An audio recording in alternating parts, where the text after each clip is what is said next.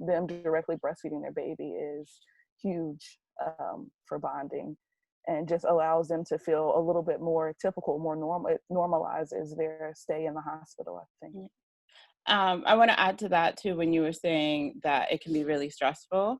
And like I spoke about in one of my talks, and I tell, especially when I was working in the hospital and I was going down to NICU, I would say, hold your baby, do that skin to skin, right? Because that skin to skin, we know, releases as long as the baby is medically stable, right? When you're Right. able to, and like push for that and advocate for that, because sometimes nurses just get so in a loop of taking care of the baby that that's not their main priority, because they just want to make sure that the baby, so really empowering parents to push for that, because when they do that skin to skin, that oxytocin starts flowing.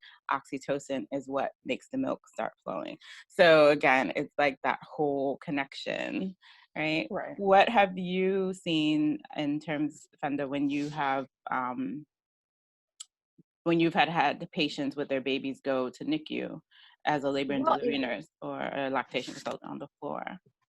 Well, in NICU, just like Jamesa, just to kind of piggyback off of what she said, like it's unexpected, the baby's there, and they feel like they can't do anything because everyone is taking a role. But once we make such a big deal of, you're bringing this, you're providing medicine for your baby. So they get accustomed to, okay, I'm the mom, even though we're separated, and I can go down there, I can see my baby, I can do skin to skin, and I'm definitely present in my baby's life, even though we're physically not together. And we definitely make a huge celebration of any drop that she brings. And it kind of helps with the role of feeling like a parent, because once your baby enters the NICU, and from personal experience, I'm a NICU mom. My first daughter spent 2 weeks in NICU. I left the hospital without a child, which was the most devastating thing, going into the hospital with a baby and leaving the hospital and not having a baby in my arms. And I felt like I'm a parent still, even though I don't physically have a child with me, because I'm able to attend to my child's needs by providing nutrition. It made me feel like a parent, even though my baby wasn't with me. And to add to that too, we know the statistics of babies, of Black mothers, the increase of that, they go to the NICU, right? That there's a high rate of Black babies that are sent to the NICU or premature births. So again, looping everything in, that if your baby is going to end up in the NICU, obviously this is something, like we mentioned, it's traumatic sometimes and you don't know, but hopefully hearing this talk now, you know that it is imperative that you make sure that you get down to that NICU or up to that NICU, however your hospital is, to make sure that you're getting that skin to skin. And so when I talk about skin to skin too, when I teach my classes, I really talk about, when we are born, like everyone's born the same way, we're all humans, right? That those 5 senses really are so primal, right? So touch is a big thing. So not imagine, but just think about it logically. When you're breastfeeding your baby and you're putting your baby to your breast, right? How many times are you picking up that baby? How many times is the baby going to breast? Like that skin to skin, and again, if you take a class, you'll learn how often babies feed and how much they need to be at the breast. So you're always getting that touch. And we know that humans that aren't touched, they don't develop the same way. It's like, it's not just that, lactation consultants or speech therapists or the nurses like want you to do this, like, oh, this is just this cute thing, right? Warm and fuzzy. Yeah, no. Yeah, it is. And it feels amazing. Yeah. But physiologically and for development, it actually needs to happen. And so babies that are bottle fed more, whatever's in the bottle, tend to not develop, right? So it's not just about, again, the immunity, like we develop in other ways. So nutritionally, yes, but we develop in other ways too. Can I add to that? As far as like in the NICU specifically, those babies a lot of times are having other procedures that are noxious done to them. Sometimes they're intubated, have tubes down their nose and their throat, they're being suctioned. A lot of negative touch that is necessary to keep them alive. But it does help to have extra skin to skin to kind of balance out some of those some of those noxious stimulations to allow the mom to have them skin to skin, have the baby feel safe. It's often a time for them to learn to interact with their environment, and slowly advance their like senses as well. So I want to stay on the baby for a second. Actually, you're going to see Keisha pop in because for some reason we're not live on Facebook. So Keisha, I am going to give you, do I need to give you your admin so okay, so can you try and figure it out? And I did hit record, so hopefully we'll be able to record it, and I should have did that first, but I hit record. So if we're not live on Facebook at this moment, it's recording and we'll figure out how to get it there. But she's gonna pop in. So do you want to go off camera or you want to stay? You can stay. I'm gonna mute myself. I'm gonna stay on camera. I was nodding like I'm not off mute. Hi everybody. Hello. I'm going to try to help you through this. Mm-hmm. The kids are loud, so hold on. So go on mute. Okay. So while she's doing that, while we got IT in the background,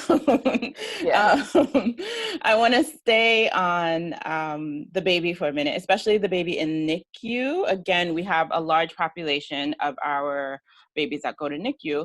So I wanted to ask you, Jamesa, because what do you learn as a speech therapist, speech pathologist? Because if you are out there and you have had a baby in the NICU, you know there are always tons of people that are there, and there's always all these white coats, right? But one of those people may happen to be a speech, say your title correctly so I can stop botching it. It's all right. I'm a speech language pathologist, but Speech language pathologist. So in the title really doesn't match the job though, right? So in the lactation world, we know of speech language pathologists, and especially if you worked in the hospital, because they are often in the NICU. So what do you learn in school? You obviously learn about breastfeeding and feeding, infant feeding, right? Right. But what do you learn, and what are you doing when you mentioned it a little bit, but what are you doing when you're in the NICU with the NICU babies? So I was actually, sometimes this isn't always included in the education of a speech language pathologist, but I was very fortunate to go to a school and have clinical rotations within the NICU and with great mentors that had been doing feeding and swallowing and breastfeeding within the NICU environment while in grad school. But one of the things that I work on, so feeding and swallowing is a cardiopulmonary exercise. We don't really think of it that way because it's something that we do all the time. But these tiny, fragile babies, it's a true workout for them. Most babies, not all, are born with the ability to suck and to breathe independently, right? They can do those things interchangeably. But when you add in the swallow, it makes it a sequence that has to be perfectly timed, right?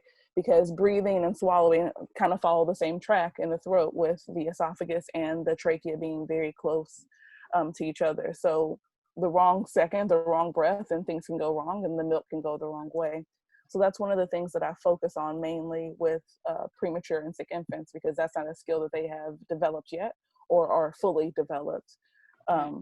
So we learn in lactation that suck, swallow, breathe happens around 37 weeks in the uterus, right? In the womb, right? So so if a baby is born prior to that, would they tend to have, maybe they need a little bit more time to develop? They need a little bit more time and help. So typically, if babies are born early, you won't even consider trying to feed. They don't really usually show even cues of readiness until around 34 or 35 weeks, which is still early, because there are some things that say that suck, swallow, breathe really isn't fully developed until closer to 40 weeks. Like it's starting to emerge right around that 37, 35 week range, but it's not fully developed. They can't fully do it on their own. So instead of doing like a suck, swallow, breathe, they're doing more of like the self-limiting suck, swallow, breathe, right? Where they're trying to fit that in. And that is. How does that differ on a bottle? So on a bottle feeding, typically my preference is, if the mom is interested in breastfeeding, is to start those first feedings with breast. It's a very nice way to introduce feeding because the baby is in more control at the breast. And typically they coordinate those suck, swallow, breaths better because they're more comfortable, they're skin to skin with their mom, so they're more relaxed, they're more coordinated, organized as a general state. Whereas when it's bottle feeding, there are strategies that you can use, but you can't recreate the breastfeeding. And so a bottle is just a hole in a piece of material, so it's going to free flow, right? So the baby, it's going to be coming even when the baby isn't necessarily sucking or asking for the milk. And the baby is more dependent on the feeder at that point. Whereas when they're at breast, they coordinate better and they're able to stop the flow of the milk. They're able to get their breaths in better. That has to do with the flow of the milk and also just organizational skills. Yeah. And do you, another thing that fascinated me, I don't know if this is part of an SLP, but I took a nutrition course when I was pregnant. I took a nutrition course, and one of the, I forget what the philosophy was, but I just remember being, and this was before I got into breastfeeding, but I just remember being blown away too by learning about the way the palate forms when you breastfeed versus on a bottle. So do you learn about that, or do you talk about that? We do talk about the palate and how the palate forms. And one of the things, especially for NICU, the younger babies, they're intubated a lot of the times through their mouth, right? So that tube is going and pressing right up against their palate. So it's what we call like an ET tube groove. So instead of the palate being nice and flat, it's more, and it has an arch that goes right down the center where you can tell that that tube was placed. And oftentimes the breastfeeding and the tongue pressing against the breast and to the palate can help to shape and flatten the palate, which also helps with dentition later in life. But that is one thing that does help to overcome the ET tube groove. Yeah. So again, connecting all for you guys out there. If you don't want to pay for braces, you would want. You don't want to pay for Invisalign and braces.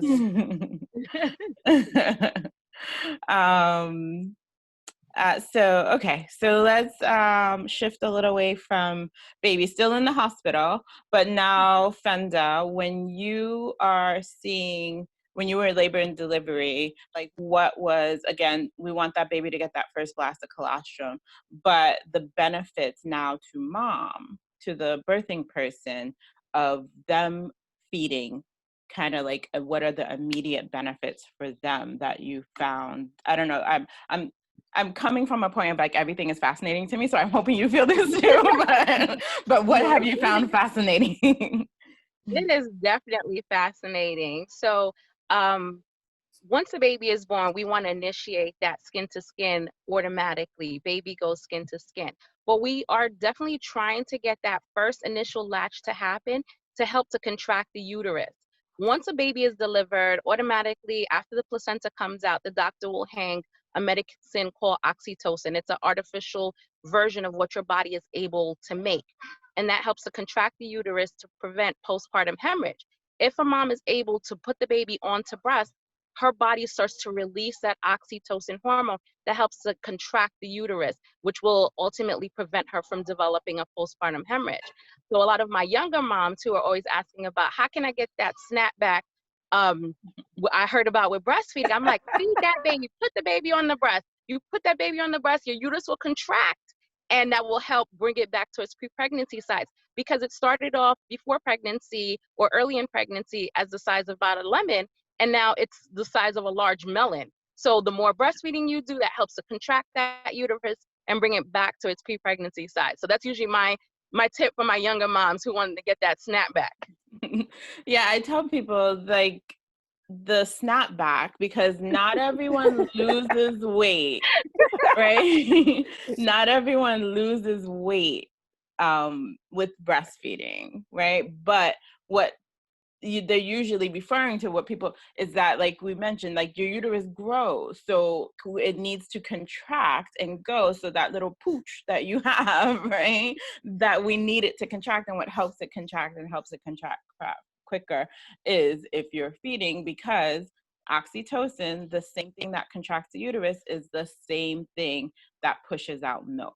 It's what we need to happen. So like we mentioned, when, if you're stressed because your baby is, in NICU, or if you're stressed because somebody talking to you about much that baby breastfeeds, right? Your Or milk, just stress because you have a new baby. or just Yeah. just because you have a new baby, you're not gonna flow. So you really need to elicit that, the parasympathetic nervous system, right? And have things like flow and that oxytocin. So the oxytocin, again, go back to that bonding. It's also the love drug, we call it. So it bonds you to your baby, but it's also what bonded you to your partner. It's what bonds us to our family, our friends. Like if you walk into a room of breastfeeding individuals, you kind of get this like, it's almost like palpable. You can feel it in the air. Okay, what else? We talked about some Well, jaw actually, I development. wanted to go back to mom. So Mhm. one important thing, like a lot of families make decisions around feeding, around sleeping rather. So Mhm. everybody wants a baby who can sleep. So people have heard, if I feed a bottle of formula, then I can have someone feed the baby and my baby can sleep for a really long time. But the reality is, babies, they don't make their own melatonin, and that's a chemical that helps with sleep. So a mom who is breastfeeding is able to pass melatonin to her baby, so her baby is able to sleep. So I usually like to kind of pass that jewel along, like feed this baby, although someone else can physically feed a baby. Yeah. But if you're breastfeeding, then you're able to give your baby some melatonin to help with that those nighttime sleeps. Yeah. Say that a little louder for the people in the back. Please do. Or say that a little louder to one of the pediatric practices out here in New York that be pushing. I know. We know. But anyway. Hi guys, you're live now. Yay! You want to say hi to people live? Sorry for Thank- technical difficulties. We are here, and you just have an additional bonus of seeing my face. But I'm going to stop my video so I'm not a distraction to the conversation. And I am sad I'm missing some of this, so I'm going to have to return to the. It's recorded, so we're going to be able to reshare it from the beginning of you guys talking. But enjoy. Fenda, I missed a little bit of that, but I know it was a nugget, so. I'm sorry. Thank you. All right. So now, since we are officially live, and people can actually see us, like we said, we have been recording for most of it, so we'll go back and post it so you can hear what we've already spoken about. But again, I'm LaShanda, and we have. I'm Jamesa. I'm a speech pathologist. And I'm Fenda. I'm a registered nurse and lactation consultant. And today we're talking about the benefits, so beyond the milk, so the benefits of breastfeeding, not just human milk, which is great, but all the other things. So we've touched on, and again, we're going to put this out because we've touched on a lot of great nuggets. We still have a lot more. But Jamesa was talking about some points of as what her role is as a speech language pathologist in the NICU. So if you had a baby that went to NICU and you see all these white coats, one of them may be an SLP, and they're there because of benefits such as we talked about bottle feeding versus breastfeeding, how bottle feeding is a little bit more stressful. Breastfeeding, the baby is able to control and take the milk in better. We spoke about jaw development again. And then Fenda was talking about, we went on to mom, about snapback. We were talking about snapback. So what does that mean?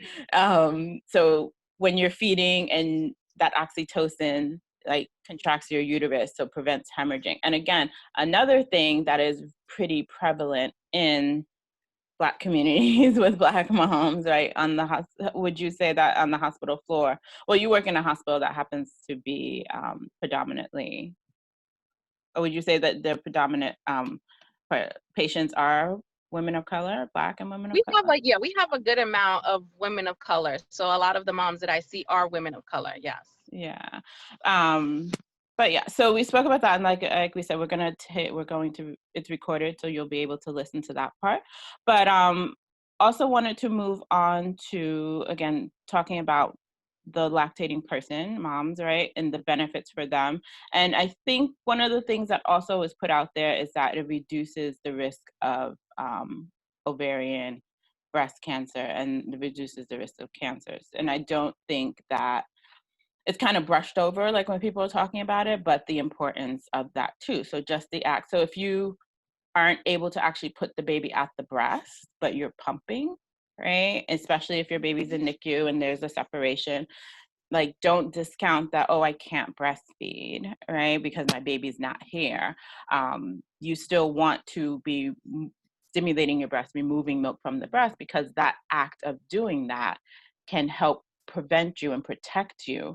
Well, I'm sorry, not prevent, reduce your risk of reduce your risk, having, especially for more aggressive types of breast cancer, because us in our community, we are not diagnosed, underdiagnosed, and when we are diagnosed and are dying from way more aggressive cases of breast cancer.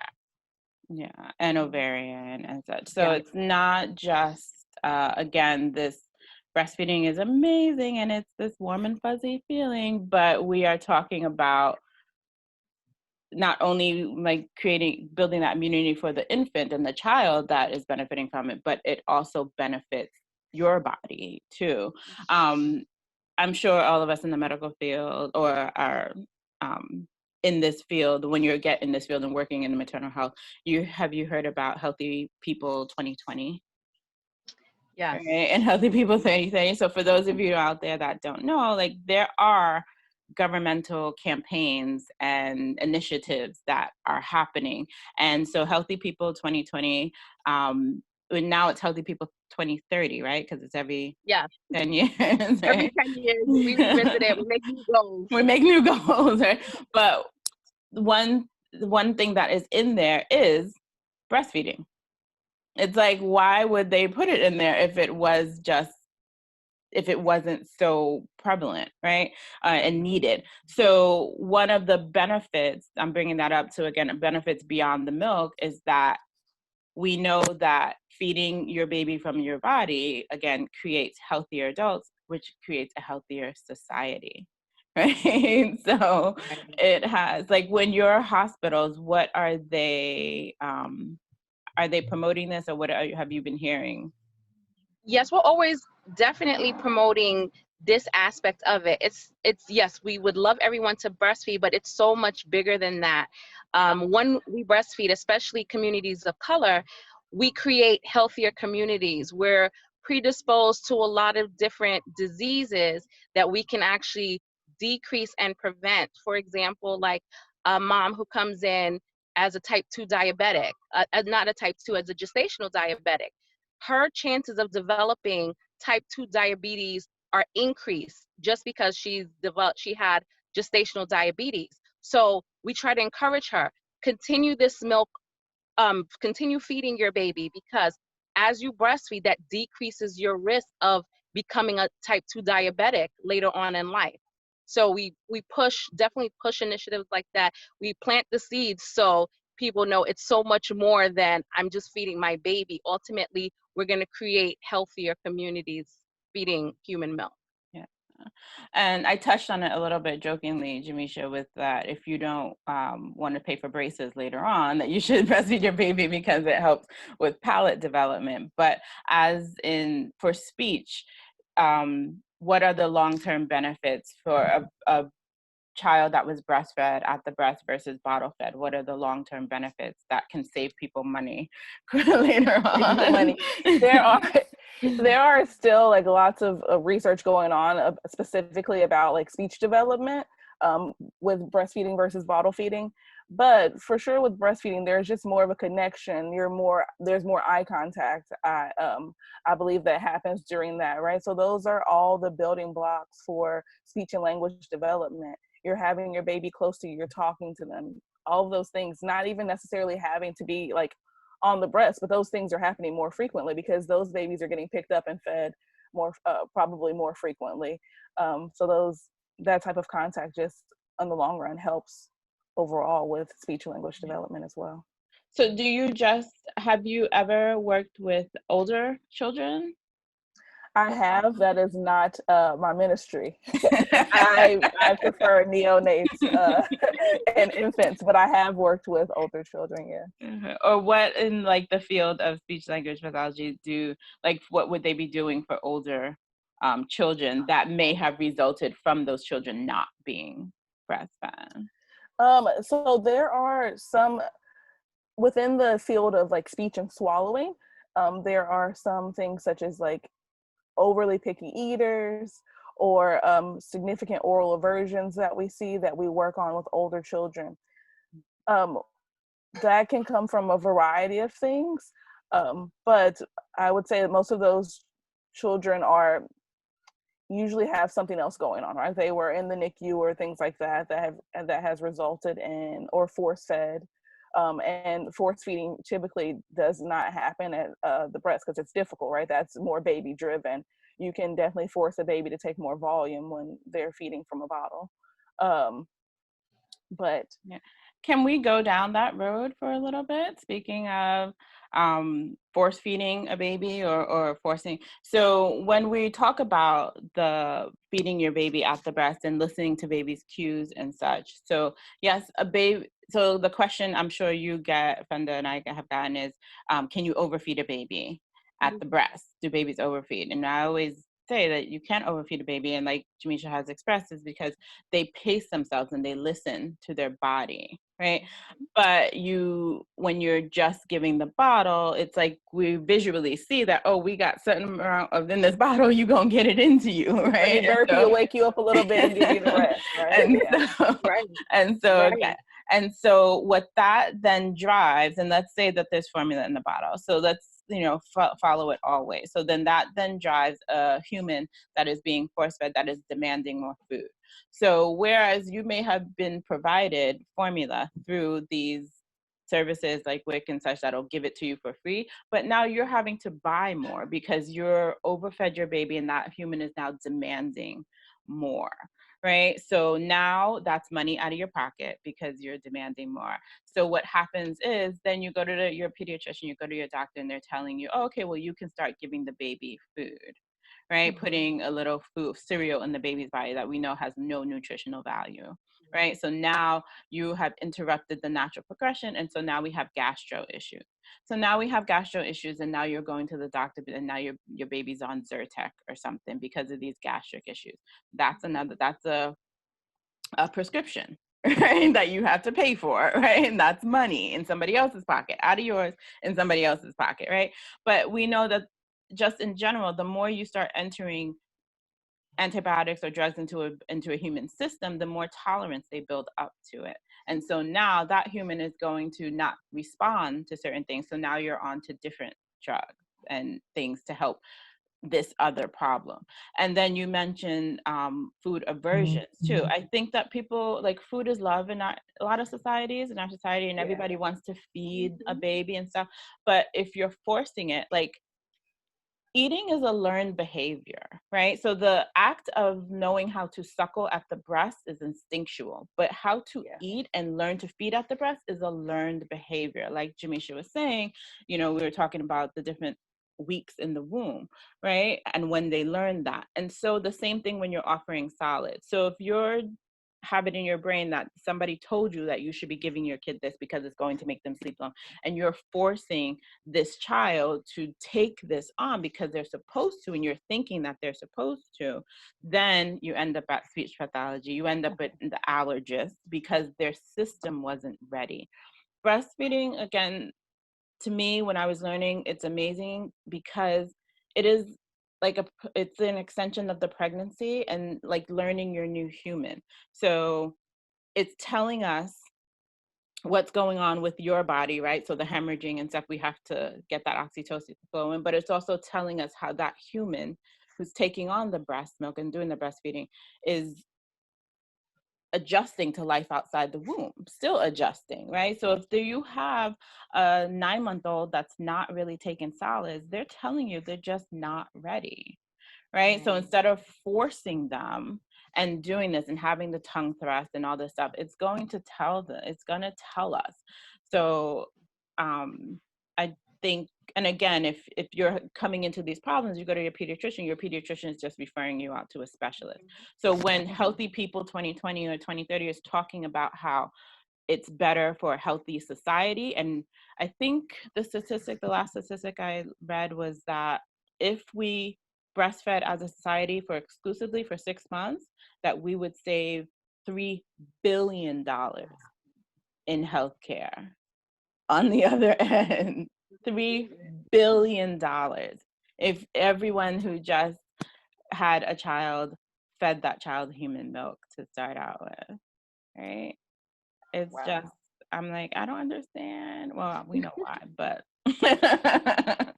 as I was talking, I thought of something else. I was going to say one more thing about the money. So with the gastric issues that can sometimes arise, it's very uncomfortable, right? And babies are eating around the clock. So every time they have something that makes them uncomfortable, then that makes them they relate negative experiences with the feeding. And so then that's how you do end up with someone at speech. And sometimes it's not always covered by insurance, but it's something that you need for your baby to be feeding. Yeah. And so it's another cost that can come. Yeah.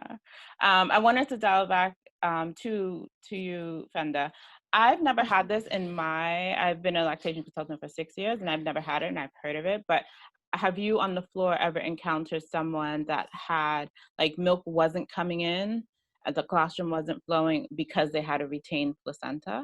Have you had that experience? Yes, we've had. So at some points we do, when we start to, because the misconception is a lot of people feel like they don't have milk, or the milk isn't there, or the milk comes in day 4 or day 5. When the truth is that your body can start to make milk as early as week 16 during the pregnancy, but just small amounts of it. But sometimes we have people that have like postpartum hemorrhages, where they've lost a ton of blood, and that can kind of delay things, or a piece of the placenta that wasn't completely removed, and that's causing extra bleeding that kind of delays things. But yes, we definitely have seen it. And then we know, okay, this is an issue that has to be addressed, that we're trying to explore to ultimately get this baby fed.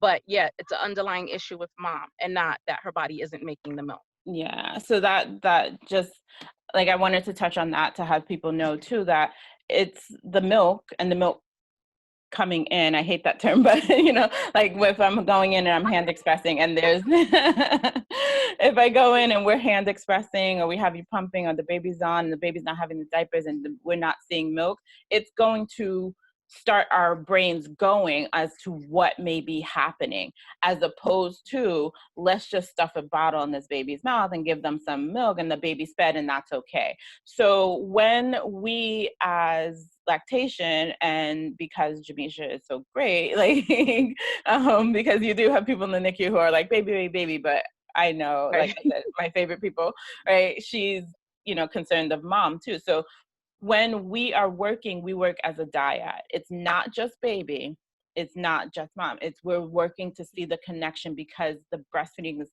telling us, the milk coming in is telling us so many other things. Or if the milk is not coming in, it's telling us and having us go down these other avenues. So again, this talk is about, it's not, the milk is amazing. Human milk is amazing. But the act of lactating has so many other benefits. We talked about sleeping. I have a question for Jamesa. In regards to tongue ties, because we mentioned earlier that there are certain things that can come up that we may not have seen if it wasn't for the breastfeeding happening. So I've been called in many a times, mom's nipples are cracked, they're bleeding, she's in pain, but she's exclusively breastfeeding. I go in, I look, there's a tongue restriction. Several pediatricians have seen this baby before I did, but my lactation eye sees it. We get speech involved, and now speech is like, yeah, there's a restriction. So have you noticed any of that, like in the NICU, like tongue restrictions, or it being like not addressed because everyone's just focused on feeding baby? So no, there are definitely times where we see lingual restrictions in the mouth. Part of my role, I believe, is to determine if that is, because we also are working with fragile infants that have a multitude of things happening. Mm-hmm. So working with lactation as well as the ENT doctors, the ear, nose, and throat doctors, to figure out if that restriction is causing the feeding difficulty or if it's something else that's layered on top of it.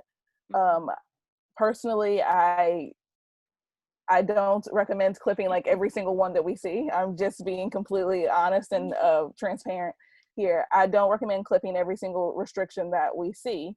But if there is impacting, or there is even a question that it is impacting breastfeeding, that's when we get our ear, nose, and throat doctors in to take a look and to handle that situation there. I've worked at multiple NICUs. Some NICUs are more open than others, and some will say, okay, yes, we can take care of that here and see if it helps, and some will make you wait. But if it is a true issue that's creating difficulty at breast, then we will address it. And it's part of my role to advocate for that to be addressed, as well as informing the parents and the medical team. So Jamesa mentioned NICU, you mentioned in the hospital, and I'll put my 2 cents in about home, because I do mostly home visits. So there are many times that clients come home and they're cracked nipples and it's like, what's going on, and nobody caught it.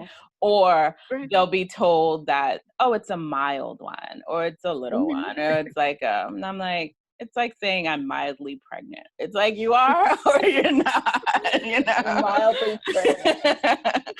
So meaning that, like Jamesa said, it's there, but can you work with it? And I always say, I came into this profession, and I think my life is divinely guided.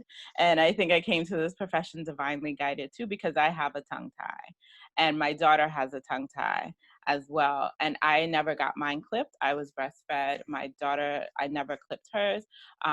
She was breastfed. We did go to an ENT, and the ENT said, because it wasn't until after I did all my IBCLC stuff, and she was at this time maybe 1.5, 2.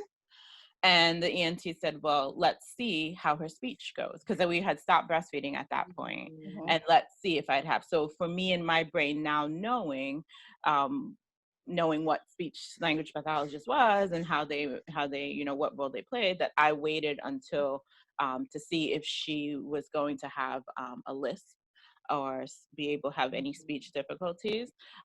So I think if you're out there and you do hear like your baby's tongue tied or anything, meeting with a team of people, it's not a quick fix. Getting a clip is not a quick fix. So if you're seeing a lactation consultant, they're like, oh yeah, clip it, and they haven't done a suck assessment, they haven't adjusted you on the breast, they haven't seen, see that the baby can swallow and is gaining weight. Ask questions. Yeah, that's not a good clinical person. If you go to an ENT or a pediatric dentist and they're like, oh yeah, I'm just going to clip it, that's not, we need to talk about it.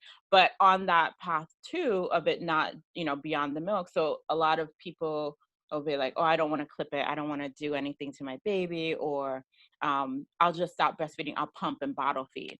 But if your baby is not as drooling on the bottle and they can't hold the bottle, you're going to end up in speech, right? Because you're going to end up seeing Jamesa, because it's not so like Fenda mentioned, lactation, and then people hear like, oh, it's trendy. All lactation say it. Lactation consultants are getting a kickback from these people. We don't get no money. We don't get no money. Right? This is not a profession where I'm out here balling. We don't get no money. Right? So, but our concern is that because we are the first ones in there that are addressing it, because it can be an issue, it cannot be an issue, right? Again, it wasn't an issue for me. I don't have a lisp. I was able to breastfeed. I don't have a lisp. I don't have any gastric issues, because it's the tongue controls the flow of milk and how fast we eat, and right. But I did have dental issues. And I'm expecting that my daughter will have dental issues too, because if the tongue is tight, it's not going to shape your palate correctly. So obviously being breastfed, I was able to shape it some sort of way, right? And my daughter, her being breastfed, like the palate is okay, but I have very much crowding on my bottom teeth, and I had to have braces when I was, so it does show up. So again, saving you money down the road, right? Or being able to address certain issues. So it's not just the, oh, I'll just go to the bottle or go to this type thing. Okay, so we're at 10 minutes. I know you guys have things to do today, and Fenda especially has a party in the park that's happening that she's. What else? So another thing is brain development and cognitive function. I think people have heard that too. That you may have heard out there that children that are breastfed have a higher IQs, right? So brain development, and again, I think. There are studies out there again on all these things, but for me, that tells me, yes, it's the milk, right? That when we're feeding, we're creating these synapses in the brain, and the more synapses we create, the bigger your brain, the smarter, the more information you can take and retain in as a human. But also, again, when I teach about the 5 senses. Like Jamesa was saying, like you're touching your baby a lot more. We learn a lot through touch. You're talking to your baby. So they're hearing you, their auditory system. Eye development, I think you spoke about that a little bit, Jamesa, but eye development, when somebody is bottle feeding, they usually tend to do it in a way that feels comfortable for them. But when you're breastfeeding, you're having to change positions and do this. So your baby's eye development. So the eyes are going, that's sending synapses to the brain, right? Smell, right? Babies can distinguish smell of their parent, right? They go to the breast. That's how they go to the breast. What else? So again, smell, all these things stimulate our brain, right? So when I heard, like, again, I haven't read these studies, there's tons of studies out there, but just knowing what we know in the field and what like breastfeeding, what happens when you're putting your baby to the breast, we can connect all these dots of, how these things and why these things are so for a breastfeeding baby. And another thing I wanted to hit on, birth control. So we know that the longer you breastfeed, the more you breastfeed. So I always forget the name of it. Fenda. Lamb. Yes. Can you say it for Lactation me? amenorrhea. Yes. I actually, my grandmother spoke to me about this because my grandmother had 6 children.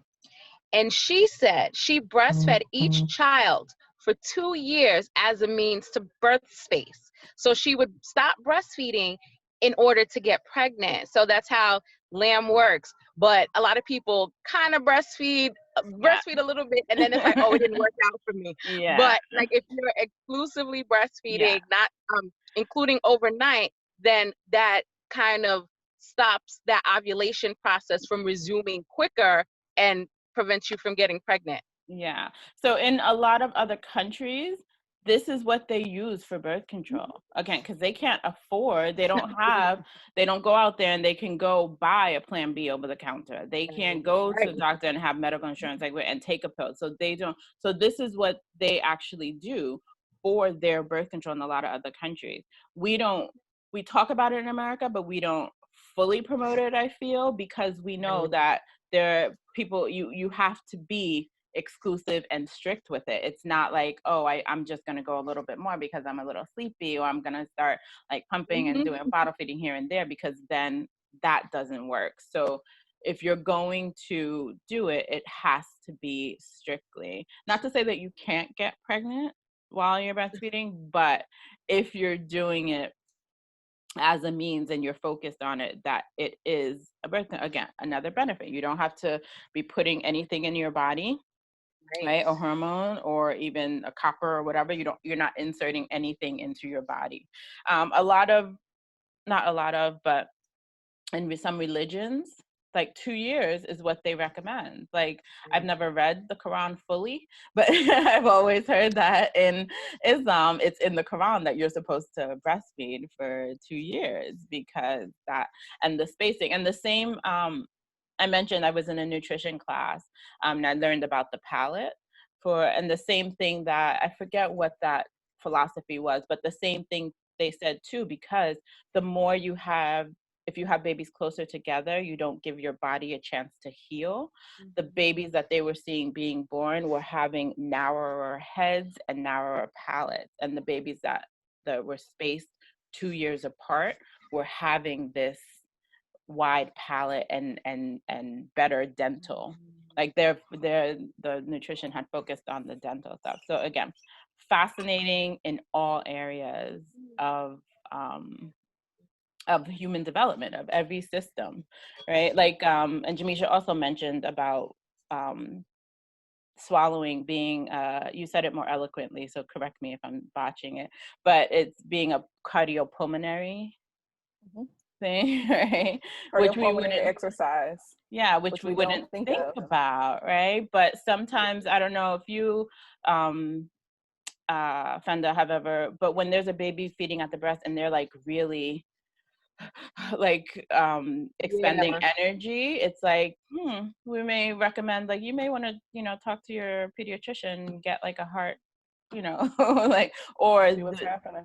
People who their baby they know may have heart issues, we want them to breastfeed because it's better for the baby, that they can pace it and do it, and that the bottle is more stressful, right? Or teaching them how to bottle feed a baby that has those issues. So again, cardiopulmonary, we talked about auditory, we talked about senses, we talked about brain development on the mom side, we talked about birth control, we talked about reducing the risk of cancers. I like the thing about sleep, right? That the melatonin, again, I don't think people hear that, right? They just think that formula is gonna stuff my baby and I'm gonna sleep, but yeah. So I think we hit on a lot of great stuff. I hope everyone out there, do you have any parting words or things that I didn't address that you wanna share with the people out there? I think we've definitely covered a lot. I feel like I'm always trying to advertise for the breastfeeding. I'm like, yes, we these are all the benefits, breastfeed. And I had a mom yesterday that I met, and after we spoke about all of the amazing benefits, she said, wow, this stuff is magic. I said, yes, this breast milk is magic.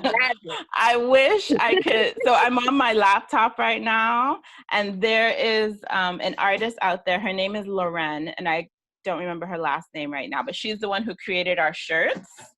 So she is Birth Nerds. So birthnerds.com or @birthnerds on Instagram. And she also has stickers. And the sticker on my laptop says breast milk is magic. So I went that Loren J. Turner. Keisha's telling me Loren J. Turner. So yeah. But yeah. What's her Instagram handle? @birthnerds. Yeah, so she creates amazing shirts and beautiful, beautiful stickers and beautiful, beautiful art. You're beautiful. Yeah. So, all right, ladies, thank you so much for indulging me. I always call myself a human milk nerd and a breastfeeding activist. I love it. I love it. I can talk about it all the time.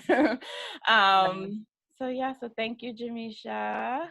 And thank you, Fenda. Enjoy your day at the park. It's been a pleasure. Yeah, we're headed for our Black Breastfeeding Week celebration in the park. Yes, so I already see tons of families lining up to get their goodies for Black Breastfeeding Week. Nice. All right. Well, so great talking to you, ladies, and enjoy the rest of your day. Enjoy the rest of your Black Breastfeeding Week. But we know it's Black Breastfeeding 365, right? All right. Have a great day. Thank you for having me. Bye. Bye.